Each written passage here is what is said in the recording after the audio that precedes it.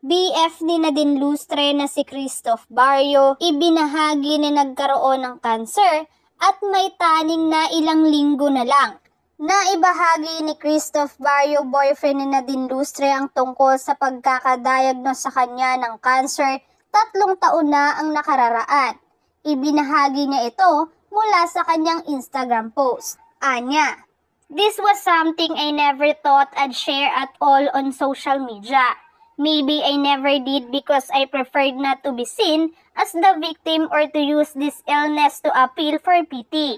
And while I was successfully overcoming it, I saw many around me losing their lives trying to, so it didn't feel right to talk about myself. But around 3 years ago, I was diagnosed with cancer and I was told I only had a few weeks left to live. I experienced the darkest sensation of fear, which is something I thought I had already known because it wasn't the first time I was in a life-threatening situation. But this was different. The enemy was invisible and deep inside my own body, a body that I never doubted before at the age of 27. There is no shame in acknowledging I was scared, but I was also angry and frustrated at life. I thought I'll never have kids, my own family, or finish what I started in Siargao. I will never get my first barrel surfing. Why is this happening to me? Why me? I felt so full of life, and suddenly finding out I had a couple weeks left to live was devastating, to say the least.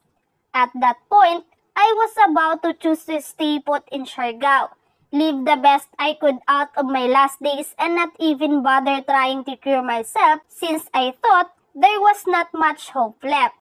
A couple days later, while trying my best to accept my fate between fear, anxiety, anger, and frustration, I learned from other doctors that there were a chance to heal, but I had to drop everything, leave immediately, and go back to France. They discovered I had a very rare type of lymphoma and even mentioned it was so rare they had no statistic of survival, but they were still hopeful and my 6-month treatment started. Not only I was lucky enough to benefit from the best treatments available from the leading cancer research center in Europe, but all of this was completely free of charge thanks to the right the French fought for.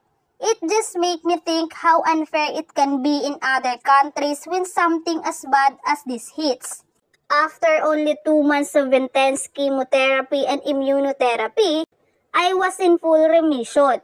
Something I learned from this, going through all the terrible side effects of the chemo, is that despite everything, my life goals did not change at all. I wanted to get back on my feet as fast as possible and continue everything I started, but with more intention and even more motivation. When it comes to advocacies, it was a brutal reminder that life is fleeting. We do not have the luxury to wander and be mindless. I want to be mindful and conscious in every action. The best I can do is to lessen the suffering and cruelty around me, and promote kindness and compassion towards all forms of life, human and non-human. Our lives are way too precious to be wasted. In the same breath, other lives are too sacred to be robbed from them too. I have no pretension of changing the world or saying anything revolutionary, but simply hoping some readers will realize they should not wait for life to hit them hard to realize all of this. I can make mistakes.